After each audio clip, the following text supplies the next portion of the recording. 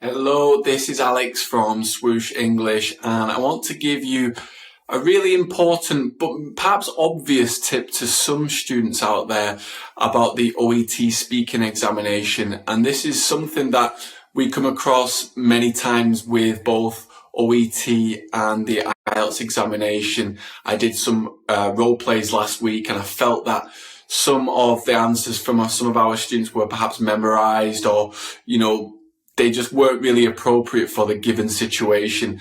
Now, this is something that a lot of students, whichever kind of exam that you're taking, but we're talking about the OET examination today. This is something that they try to do. They try to memorize, perhaps in the culture that they're from, the country that they reside in, they're from, and they have gone through their schooling system, and it was really important it was perceived by them that it was important to memorize answers, look at model answers, and learn everything that was in there and copy it word for word, get it in their head, maybe repeat it to understand the phrases, and then use that memorized information in the examination. And I'm here to tell you that for OET speaking, it's really important not to do that. First of all, you don't know what scenario you could get. Usually when you get the two role play speaking cards, so there's two role plays in the speaking examination, and before that you have a quick warm up that's not assessed. But in those two role play cards, you're just not sure what kind of situation you're going to get. You don't know what kind of condition, what kind of problem the patient has got.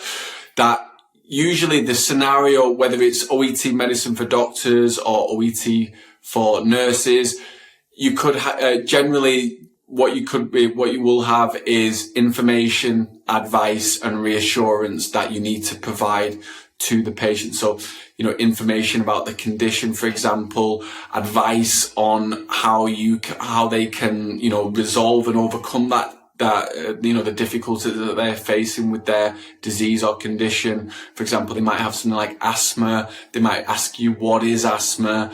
So you'll need to educate them. It could be a parent of a child, for example, who doesn't really know much about it and is very worried. And then that leads me on to reassurance. So reassuring them that, everything is going to be okay if they follow certain steps, certain pieces of advice that you give to them. And one of the marking criteria that you do have for OET speaking is appropriateness, and that's the appropriateness of language. So if you were to memorize certain words and phrases and try to kind of stick them into a hole, when I say the hole is stick them into the kind of the role play situation that you've got, it would just be really strange. It would be really strange for the two OET assessors when they're going through the recording, and it just wouldn't ever provide you with a grade B. And the OET are very smart, as a lot of other examination boards are, to make sure that you cannot just go in and memorize answers and then literally be able to just put these kind of words and phrases into the examination that they've provided you, because, they're trying to assess varying areas of your English. So appropriateness of language is this language appropriate for the context of the given situation that they've given you?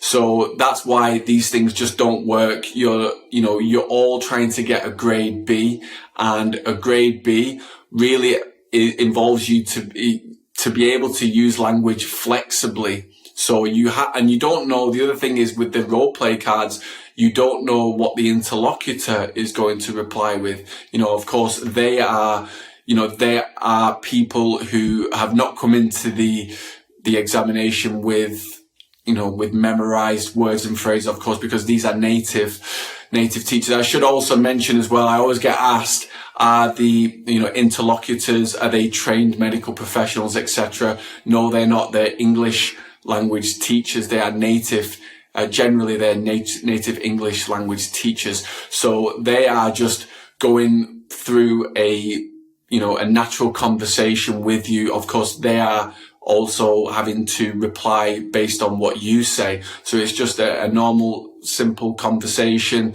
that, that a medical professional and a patient would have in a hospital environment. So what I would say to counteract that is please do not memorize answers, words, phrases, language that you think is really impressive, because it might be a nice word, it might be a nice phrase, but if it doesn't fit into the scenario, you will get marked down. And like I said, the best way to counteract that is practice and feedback. So try to find yourself a native English speaking OET teacher who you can practice with, or you could practice with a fellow OET student and then record that conversation and then get a native English speaking OET teacher to assess and tell you what you're doing right, what you're doing wrong, give you feedback, give you ideally an estimated grade. And so you know where you're going right, where you're going wrong, and what you need to do to improve to get to that next level in your speaking. So hopefully that was helpful to you today. Practice, practice, practice, and then get the feedback is most important, so that on the examination day, when you're doing the role play, you don't feel nervous, thinking, oh no, I hope it's not this kind of scenario or that kind of scenario. If you've practiced many different kinds of situations, many different kinds of role plays, then I'm sure on the day, you'll be able to deal with any given scenario. You'll be able to walk into the exam with more confidence and feel comfortable with anything that they throw at you. Hopefully this was helpful. If you want to learn anything else about OET speaking or OET in general, make sure you go to swooshenglish.com, where we've got lots of free materials available for you.